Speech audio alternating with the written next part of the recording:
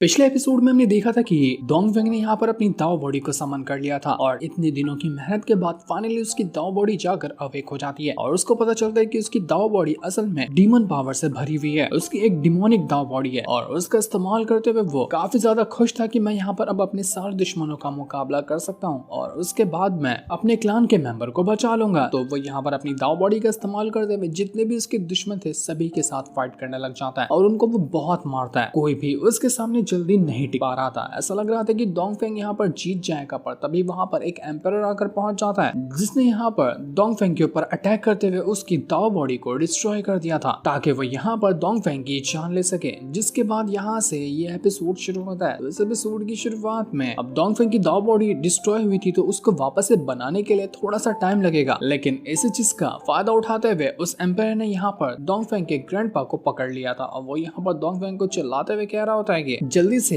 Ancestral land के अंदर से बाहर निकल कर आ जा, वरना ये तेरे दादा को यहीं पर जान से मार दूंगा। लेकिन डोंगफेंग के ग्रैंडपा उसको आवाज लगाते हुए कह रहे होते कि डोंगफेंग चाहे कुछ भी क्यों ना हो जाए अंदर से बाहर निकल कर मत आना, मैं तो वैसे भी बूढ़ा हो चुका हूँ, आज नहीं तो कल मुझे मरना ही है, तो आज ही क्यों ना मर जाऊं, मुझे उससे फर्क नहीं पड़ता। लेकिन तुम अगर यहाँ पर आओगे और तुम्हें कुछ हुआ ना तो वह मैं बर्दाश्त नहीं कर पाऊंगा। अगर तुम यहाँ पर जिंदा रहते हो तो तुम आगे चलकर हमारे क्लान को वापस से ऊंचाइयों पर ले जा सकते हो जैसे कि ये पहले रहा करता था, लेकिन अगर तुम्हें कुछ यहाँ पर हो गया तो सब कुछ खत्म हो जाएगा। तुम जिंदा रहना, अपने आप को स्ट्रॉन्ग बनाना और सारे दुश्मनों को चांद से मार देना, मेरी फिक्र बिल्कुल भी मत करो। तो डोंगफेंग के क्लान के बाकी जितने भी मेंबर वगैरह थे जो अभी तक के बचे हुए थे वो लोग भी यहाँ पर उससे कहना चाहते कि हमारी भी फिक्र मत करो और तुम बाहर मत आओ, हम सब यहाँ पर मर जाएंगे, हमें उससे फर्क नहीं पड़ता। ये सुनकर वो एम्परर काफी ज्यादा भड़क चुका था। वो एक ही खतरनाक अटैक देकर मारता है डोंगफेंग के ग्रैंडपा के ऊपर कि उनकी हालत बुरी तरह से खराब हो चुकी थी, वो ढंग से खड़े तक नहीं हो पा रहे थे। एम्परर डोंगफेंग से कहना चाहते कि देख अभी तक किससे तेरे ग्रैंडपा के ऊपर अटैक किया, मैं तुझे 3 गिनने तक का टाइम देता हूँ, अगर मेरे 3 गिनने से पहले तू बाहर नहीं निकल कर आया ना तो फाड़ कर रख दूंगा तेरे ग्रैंडपा को, ऐसे दर्दनाक मौत मारूंगा जैसा कि उन्होंने कभी सोचा भी नहीं होगा, इसलिए हिम्मत है तो बाहर निकल कर आ, अगर तू नहीं आता है तो तेरे ग्रैंडपा की मौत का जिम्मेदार सिर्फ तू ही होगा। जो सुनकर डोंगफेंग भड़क जाता है। उसकी यहाँ पर दाव बॉडी अवेक तो नहीं हुई थी लेकिन फिर भी वो हिम्मत करके कहने लग जाता है कि एम्परर मैं तुझे छोड़ूंगा नहीं, तूने ये करके बिल्कुल भी अच्छा नहीं किया, आ रहा हूँ मैं तेरी जान लेने के लिए। इतना कहने के बाद वो एंसेस्ट्रल लैंड के अंदर से बाहर निकल कर आ जाता है। उसके ग्रैंडपा कह रहे थे कि डोंगफेंग ये क्यों किया तुमने, क्यों बाहर निकल कर, तुम्हें यहाँ पर नहीं आना चाहिए था, लेकिन यही तो वो एम्परर चाह रहा था। जैसे डोंगफेंग आया होता है वो यहाँ पर अपनी पावर का इस्तेमाल करते हुए डोंगफेंग के ऊपर अटैक करना शुरू कर देता है, लेकिन डोंगफेंग ने अपने डार्क मून वेपन का इस्तेमाल करके उसके सभी अटैक को रोकने की कोशिश कर रहा था, जिसमें वो काफी हद तक के कामयाब होता हुआ नजर भी आ रहा होता है। डोंगफेंग ने यहाँ पर जितने भी एम्परर के अटैक थे उन सभी को रोक लिया था। तो ये देखकर सभी लोग हैरान रह जाते कि सच में डोंगफेंग का ये डार्क मून वेपन तो बड़ा कमाल का है, वो एम्परर जैसे पावरफुल बंदे के भी अटैक को इतनी आसानी से रोक पा रहा है, ये तो बिल्कुल कमाल ही हो गया। एम्परर खुद यहाँ पर हैरान था। वो कहने लग जाता है कि तेरा डार्क मून वेपन तो बड़ा इंटरेस्टिंग है, मैं तुझे मार करना है, ये तेरा डार्क मून वेपन अपने पास रख लूंगा और फिर मैं इसकी मदद से बाकी के तेरे क्लान मेंबर को भी जान से मार डालूंगा, आजा फिर वापस से लड़ते हैं। जिसके बाद देखते ही देखते दोनों के बीच में दोबारा से फाइट शुरू हो चुकी थी। डोंगफेंग यहाँ पर अपनी ताकत का इस्तेमाल करते हुए उस एम्परर को बहुत मारता है। हालांकि उसकी दाव बॉडी उसके साथ नहीं थी लेकिन उसकी हिम्मत और उसका जज्बा उसके साथ जरूर था और उसी की मदद से वो यहाँ पर एम्परर को मार रहा होता है। जब एम्परर देखता है यहाँ पर कि नहीं, यहाँ पर वो इतनी आसानी से डोंगफेंग का मुकाबला नहीं कर पाएगा, तो वो अपनी एक खास टेक्निक का इस्तेमाल कर लेता है जिसका नाम था हेवन थंडर टेक्निक। अब इस टेक्निक का इस्तेमाल करते हुए वहाँ का पूरा मौसम बदल जाता है और आसमान से हेवनली थंडर गिरने लग गए थे। ये थंडर की पावर ऐसी है कि किसी को भी एक बार लग जाए तो उसको पूरी तरह से डिस्ट्रॉय कर दे। तो उसी थंडर की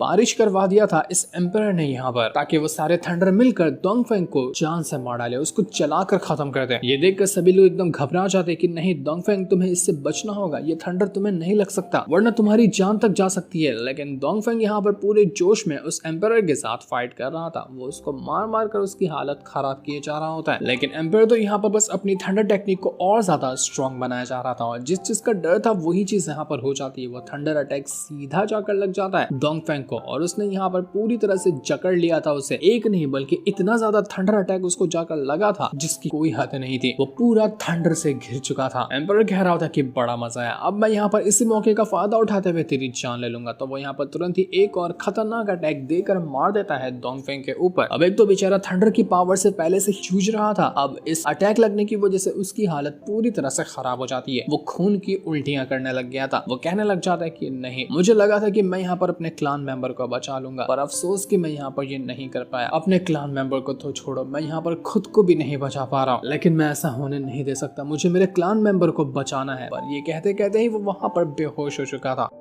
उसके ग्रैंडपा कहने लग जाते हैं कि डोंगफेंग, मैंने कहा था ना कि तुम बाहर निकल कर मत आओ, अब क्या होगा हमारी सारी की सारी उम्मीदें खत्म हो गई। डोंगफेंग, तुम्हें ये नहीं करना चाहिए था। वो एम्परर जो था यहाँ पर अपना फाइनल अटैक रेडी कर चुका था, ताकि ये अटैक जैसे ही डोंगफेंग को लगेगा, डोंगफेंग की 100% जान चली जाएगी, क्योंकि वो बेहोश है, ना कोई अपनी पावर को एक्टिवेट कर सकता है, ना वो खुद को बचा सकता है। तो अब एम्परर ने जैसे ही ये वाला अटैक रेडी किया था और डोंगफेंग के ऊपर करने क्या वाला था कि उसका अटैक एक बंदा वहां पर आकर रोक लेता है, और उसने बड़ी आसानी के साथ एम्परर के अटैक को रोक दिया था। और ये बंदा था कोई और नहीं बल्कि उसी डोंगफेंग का सेकंड अंकल, जो कि उसके फादर का बड़ा भाई है। और ये मैस्टी नाम के एक सेट का लीडर भी है। उसको जैसे खबर मिली कि यहाँ पर उसके डोंगफेंग और बाकी के क्लान मेंबर के ऊपर हमला हुआ है, तो वो तुरंत ही यहाँ पर उनको बचाने के लिए पहुंच गया। और अकेला नहीं बल्कि वो अपने मिस्ट्री सेट के कुछ और बंदों को भी लेकर आया होता है, ताकि यहाँ पर जितने भी बंदे हैं उन सभी को उनकी औकात दिखा सके। जितने भी लोग थे वो यहाँ पर सेकंड अंकल को देखकर एकदम दंग रह जाते हैं कि ये तो मास्टर जीन है, ये बहुत ज्यादा खतरनाक है। हमने तो सुनकर रखा कि इन्होंने अर्थ इमॉर्टल रेल्म को भी ब्रेक थ्रू किया, जो कि बहुत ज्यादा हाई होता है कल्टीवेशन में। आखिर इनको किसने खबर दे दी कि यहाँ पर ये हम इस डोंगफेंग और उसके क्लान मेंबर को मार रहे हैं? हमें नहीं लगा था कि यहाँ पर उठकर आ जाएंगे। सेकंड अंकल जो थे वो यहाँ पर डोंगफेंग से कहना चाहते थे कि डोंगफेंग, फिक्र मत करो, मैं यहाँ पर आ गया हूँ ना, मैं तुम्हें भी बचाऊंगा और तुम्हारे क्लान मेंबर को भी बचाने की कोशिश करूंगा। सारी चीजें तुम मुझ पर छोड़ दो, इन लोगों को इनकी औकात दिखाना ना मुझे अच्छी तरह से आता है। सेकंड अंकल के साथ आई हुई एक लड़की भी थी, वो यहाँ पर डोंगफेंग को जैसे ही देखती है वो कहने लग जाती है कि डोंगफेंग की हालत बहुत खराब है, इसके शरीर के अंदर अभी भी वो हेवनली जो थंडर अटैक था वो मौजूद है और इसके इंटरनल ऑर्गन्स को वो डैमेज करने की कोशिश कर रहा है। हमें जल्द से जल्द डोंगफेंग को ठीक करना पड़ेगा, वरना ये पक्का मर जाएगा। तो इस चीज को सुनकर सेकंड अंकल का दिमाग फिर जाता है। वो यहाँ पर उस एम्पायर से कहने लग जाते कि आखिर तेरी हिम्मत कैसे हुई जो तू यहाँ पर डोंगफेंग को मारने की कोशिश कर रहा है? अबे वो 16 साल का सिर्फ एक बच्चा है जिसने अभी अभी कल्टीवेशन करना सीखा था, और तू यहाँ पर एक एम्पायर होकर उस बच्चे के ऊपर क्यों हमला कर रहा है? शर्म वरम आती कि नहीं आती है तुझे? तो ये सुनकर वहां पर वो एम्पायर कहने लग जाता है कि बच्चा,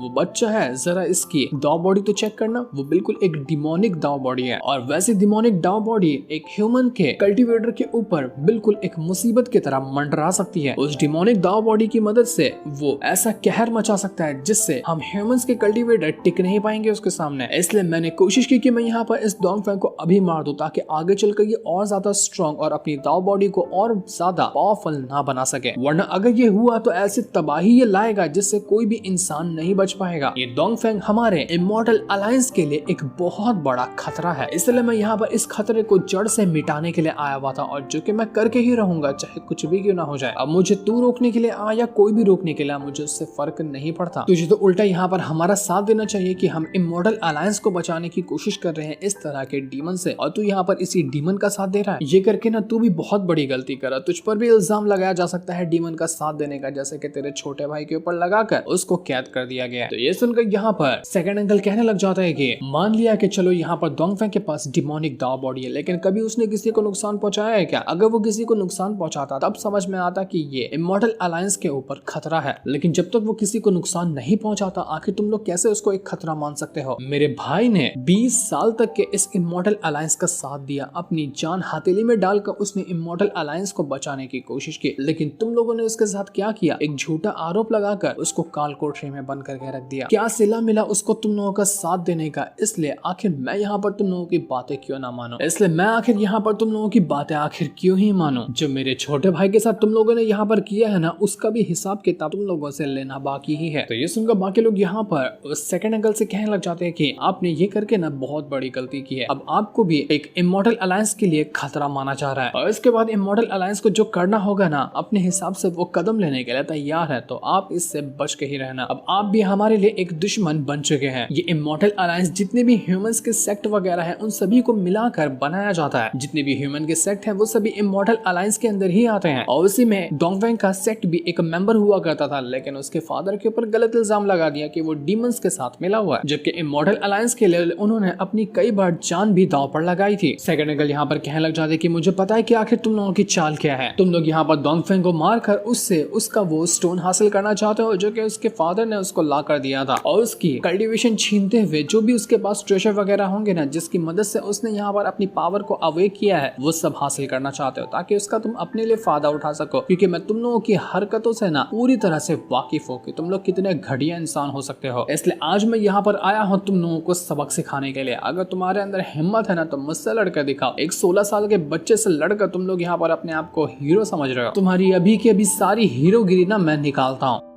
तो ये कहते साथ ही सेकंड अंकल ने यहाँ पर उन सभी के ऊपर अटैक करना शुरू कर दिया था। ये देखकर यहाँ पर सारे के सारे लोग सेकंड अंकल का मुकाबला करने की कोशिश करते हैं, लेकिन सेकंड अंकल की पावर काफी ज्यादा थी। वो 10,000 स्वॉर्ड टेक्निक का इस्तेमाल करते हुए जितने भी बंदे यहाँ पर थे उन सभी के ऊपर हमला करना शुरू कर चुके थे। उनके सामने कोई भी यहाँ पर नहीं टिक पाता। वो सारे लोग यहाँ पर अपनी कोशिश तो करते हैं लेकिन कोई फायदा नहीं होता। कियान जो थी वो यहाँ पर सेकंड अंकल को कहने लग जाती है कि आप मुझ पर अटैक नहीं कर सकते, आपको पता है ना कि मेरे ग्रैंडपा कौन है। उनको पता चला ना तो आपके पूरे के पूरे मिस्टर सेट को ही वो उड़ा डालेंगे। इतने खतरनाक वो इंसान है, इसलिए मुझसे पंगा लेना आपको भारी पड़ेगा। तो सेकंड अंकल कहने लग जाते कि अच्छा मुझे धमकी दे रही हो, अबे जा रे, तेरा बाप भी आ जाए मेरा कुछ नहीं बिगाड़ सका, तेरे दादा की तो बड़ी बात है। तो इतना कहते साथ ही वो उसको एक पाम टेक्निक के अंदर जकड़ कर पूरी उसकी कल्टीवेशन ही परमानेंट डिस्ट्रॉय कर देते हैं। उन्होंने बस पाम टेक्निक में दबाते वैसा मुट्ठी क्या बंद किया था कि उसकी पूरी कल्टीवेशन ही खत्म हो गई। क्या ही कमाल के ये सेकंड अंकल थे जिन्होंने यहाँ पर आकर बिल्कुल कहर मचा कर रख दिया था। सारे के सारे लोग सेकंड अंकल की पावर देखकर एकदम ज्यादा दंग रह जाते कि नहीं भाई साहब ये सेकंड अंकल बहुत ज्यादा स्ट्रॉन्ग है। पर वो एम्परर यहाँ पर सेकंड अंकल से कहने लग जाते कि तूने पता है इस कियान के साथ ये हरकत करके ना तूने बहुत बड़ी गलती की है। अब इसका पूरा सेट तेरे मिस्ट्री सेट का दुश्मन बन जाएगा। एक मामूली से डोंगफेंग को बचाने के चक्कर में तूने इतने ज्यादा पूरे इमॉर्टल अलायंस से ही दुश्मनी मोल ले ली। इसका अंजाम क्या हो सकता है तो सोच भी नहीं सकता। तो सेकंड अंकल कहने जाते कि मुझे अंजाम से कोई फर्क नहीं पड़ता, मैं यहाँ पर तेरी भी जान लेकर आऊंगा। तो वो यहाँ पर उसके साथ फाइट करने लग गए थे और अब देखते ही देखते एम्परर और सेकंड अंकल के बीच में काफी जबरदस्त बैटल शुरू हो जाता है। वो दोनों अपनी पावर का इस्तेमाल करते हुए एक दूसरे के ऊपर अटैक कर रहे होते हैं। जहां एम्पायर ने अपनी जायंट स्पिरिट को समन कर लिया था, लेकिन तब भी वो यहाँ पर सेकंड अंकल का मुकाबला नहीं कर पाता। तो उसकी जायंट स्पिरिट को सेकंड अंकल डिस्ट्रॉय कर देते हैं। तो एम्पायर ये कहते हुए जाता है कि इसका ना हिसाब किताब मैं तुझसे बाद में लूंगा, ये जो दुश्मनी तूने मुझसे मोल ली है ना उसको मैं भूलूंगा नहीं, तू जरा बच कर रहना। इतना कहते साथ ही जितने भी दुश्मन वगैरह थे वो सब यहाँ से भाग चुके थे। सभी दुश्मनों को सेकंड अंकल ने यहाँ पर भगा दिया। इस वजह से डोंगफेंग और उसके जो क्लान के कुछ बचे हुए मेंबर थे उनकी जान बच जाती है। डोंगफेंग के ग्रैंडपा सेकंड अंकल यहाँ पर शुक्रिया करने लगते हैं कि आप अगर यहाँ पर नहीं आए होते ना तो आज न जाने क्या हो जाता, आपने आकर यहाँ पर हमारी जान बचाई है। लेकिन वो लड़की जो यहाँ पर डोंगफेंग का ख्याल रखी थी वो कहने लग जाती है कि डोंगफेंग की हालत बुरी तरह से खराब है, अगर हम इसको इसके सेक्टर में ले जाते हैं ना तो वहाँ पर और भी दुश्मन आकर इसकी जान के दुश्मन बन सकते हैं। तो हमें यहाँ पर इसे अपने मिस्टी सेक्टर में ले जाना चाहिए। वहीं पर मास्टर हैं जो इसके अंदर इसकी थंडर टेक्निक को बाहर निकालने की कोशिश करेंगे ताकि डोंगफेंग की जान बच सके, वरना बहुत बड़ी गड़बड़ हो सकती है। तो सेकंड अंकल कहने लग जाता है डोंगफेंग के ग्रैंडपा से कि आप फिक्र मत करिए, मैं जा रहा हूँ डोंगफेंग को अपने मिस्ट्री सेक्टर में लेकर वहां पर उसका ख्याल रखूंगा, बिल्कुल अपने बच्चे की तरह रखूंगा उसको कोई आंच आने नहीं दूंगा। वहां जाएगा, वो रिकवर होगा, खुद को स्ट्रॉन्ग बनाएगा और सारे दुश्मनों का वो मुकाबला करेगा। ऐसा स्ट्रॉन्ग बनाकर रहूंगा मैं उसे। ये सुनकर डोंगफेंग के ग्रैंडपा कहने लग जाते कि अगर डोंगफेंग मिस्ट्री सेक्टर में जाता है तो ये उसके लिए एक सौभाग्य की बात है। हमारे पास तो कोई हैसियत नहीं थी कि डोंगफेंग के कल्टीवेशन में उसकी हेल्प करे, क्योंकि हमारे पास उतने रिसोर्सेस नहीं है। लेकिन अगर जब आप यहाँ पर उसको अपने अंडर में लेकर उसको ट्रेनिंग देंगे ना तो सच में हमें यकीन है कि डोंगफेंग बहुत ज्यादा पावरफुल कल्टीवेटर बन जाएगा। तो ये सुनते साथ ही सेकंड अंकल यहाँ पर डोंगफेंग को लेकर अपने मिस्ट्री सेट की ओर बढ़ना शुरू कर देते हैं ताकि वहां जाकर डोंगफेंग की कल्टीवेशन की आगे से शुरुआत हो। उनके जाते साथ ही वहां पर एक लड़की आती है जो कि कियान की बड़ी बहन थी। वो यहाँ पर जैसे अपनी बहन को देखती है उसकी हालत देखकर उसके दिमाग में आग लग चुकी थी कि नहीं छोड़ूंगी मैं, जिसने भी मेरी बहन की ऐसी हालत की है ना सबको काट कर रख दूंगी। इसके बाद अगले सीन में हम यहाँ पर मिस्ट्री सेट का सीन देखते हैं जहाँ पर डोंगफेंग को लाया जा रहा था। जैसे उसको यहाँ पर लेकर आया जाता है तुरंत ही उसको इमॉर्टल पवेलियन के अंदर रख दिया जाता है क्योंकि वो अभी भी बेहोश था। और वहाँ पर एक मास्टर होते हैं जो कि यहाँ पर डोंगफेंग को ठीक करने की कोशिश कर रहे थे। वो चेक करते हैं कि आखिर डोंगफेंग के अंदर प्रॉब्लम क्या है। देखने पर उनको पता चलता है कि अभी भी वो जो हेवनली थंडर टेक्निक थी वो अभी भी उसके अंदर मौजूद है, तो इसको पहले बाहर निकालना पड़ेगा। लेकिन इस टेक्निक ने डोंगफेंग की जो दाव बॉडी है उसको पूरी तरह से डैमेज करके रख दिया है। उसे रिकवर होने में बहुत ज्यादा टाइम लग सकता है। मास्टर यहाँ पर डोंगफेंग को ठीक करने की कोशिश तो करे थे लेकिन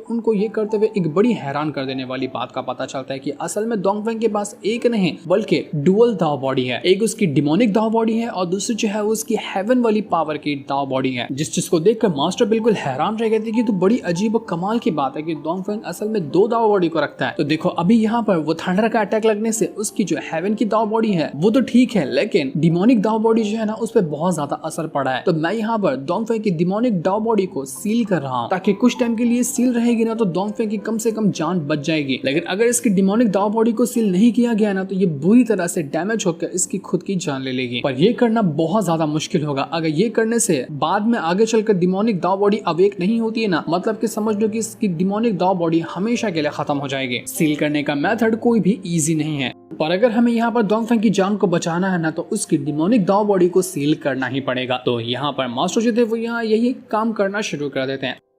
वो पहले तो यहाँ पर डोंगफेंग के अंदर से उसकी जितनी भी थंडर वाले अटैक थे उसको बाहर निकालने की कोशिश कर रहे थे ताकि डोंगफेंग कम से कम ठीक से सांस ले पाए, क्योंकि बिजलियों की वजह से वो ढंग से सांस तक नहीं ले पा रहा था। और बिजलियों का अटैक उसके अंदर से बाहर निकालने के बाद वो उसकी दाव बॉडी को यहाँ पर सील करने के काम पर लग जाते हैं, जिस वजह से डोंगफेंग को इतनी तकलीफ हो रही थी कि वो तकलीफ को बर्दाश्त ही नहीं कर पा रहा था। उसकी हालत बुरी तरह से खराब थी। हालांकि वो बेहोश था लेकिन तकलीफ उसे अभी भी महसूस हो रही थी। काफी देर की मेहनत के बाद यहाँ पर मास्टर कहने लग जाते कि मैंने इसकी एक दाव बॉडी को तो सील कर दिया, अब बस इंतजार है कि इसके होश में आने का। देखते हैं कि ये कब होश में आता है। होश में आने के बाद ये अपनी हेवन वाली दाव बॉडी को अगर महसूस कर पाता है ना तो ये बहुत अच्छी बात होगी। इसका बस अच्छे से ख्याल रखना, इसको कुछ भी गड़बड़ होने मत देना, वरना इसकी बॉडी अभी बहुत कमजोर है तो बहुत खतरनाक असर पड़ेगा इसके ऊपर। तो वो लड़की और बाकी सारे लोग मिलकर डोंगफेंग का ख्याल रखने में लग जाते हैं ताकि डोंगफेंग को कोई तकलीफ ना हो और वो अच्छे से यहाँ पर रह सके। इसके बाद मास्टर जो थे वो यहाँ पर एक जगह पर आकर खड़े होते हैं, लेकिन तब वहाँ पर मास्टर का बेटा जो था वो आकर पहुंच जाता है। वो अपने फादर से कहने लगे थे कि फादर, हमने इस डोंगफेंग को अपने सेक्टर में बुला लिया है और ये डोंगफेंग इमॉर्टल अलायंस का सबसे मेन टारगेट है। वो कभी भी आकर इसको जान से मारना चाहते हैं। तो कहीं ऐसा तो नहीं कि हम यहाँ पर गलती कर रहे हैं। डोंगफेंग को अगर हम अपने सेट के अंदर रखते हैं तो कभी भी इमॉर्टल अलायंस वाले लोग यहाँ पर आ जाएंगे और उसको लेने के चक्कर में वो हमारे पर हमला कर सकते हैं। इससे हमारी जान को खतरा हो सकता है। तो आपको नहीं लगता कि हमें डोंगफेंग को यहाँ से भगा देना चाहिए? आखिर हमें उसकी क्या ही जरूरत है? तो ये सुनकर मास्टर कहने लग जाते हैं कि यही हरकत करते हो तुम। अगर तुम यहाँ पर एक लीडर होते तो क्या यही सोचते अपने किसी भी डिसेबल के बारे में? डोंगफेंग अब से कोई अजनबी नहीं, आज से वो हमारे ही इस सेट का डिसेबल है और जिस तरह से बाकी डिसेबल की रिस्पेक्ट की जाती है, उनको प्रोटेक्शन दी जाती है, आज से डोंगफेंग को भी वही मिलेगा। जो भी दुश्मन आएगा डोंगफेंग को हाथ लगाने के लिए, हम सब यहाँ पर एक साथ खड़े होंगे उसको बचाने के लिए। तो इसलिए ये बकवास बातें बंद करो। इतना कहकर मास्टर तो वहां से चले जाते, लेकिन उनका बेटा बड़ा भड़का हुआ था कि अगर डोंगफेंग तेरी वजह से कुछ भी यहाँ पर गड़बड़ होती है ना तो सबसे पहले मैं ही तेरी जान लूंगा, तुझे मैं छोड़ने वाला नहीं हूँ, तो जरा मुझसे तू बच कर रहना। जिस सीन को दिखाते साथ ही ये वाला एपिसोड यहीं पर एंड हो जाता है। Thanks for watching.